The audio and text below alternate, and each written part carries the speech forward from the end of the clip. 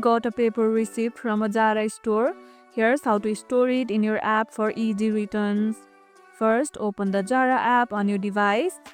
Now go to the profile section by tapping your profile icon located at the bottom right corner of the screen. Now tap purchases. Here you can find add in store purchase or add receipt. Scan the QR code or manually enter the receipt number from your paper slip. Follow the on-screen steps and confirm. Once added, the app links your purchase to your account so you can track it, return it, or exchange if needed. Always add your receipt within a few days of purchase. Older receipts may not be accepted. Have you ever tried returning something using the app? Share your experience in the comments below. And if this video helped, hit the like button, share it, subscribe, and leave a comment. Thanks for watching, and I'll see you in the next one.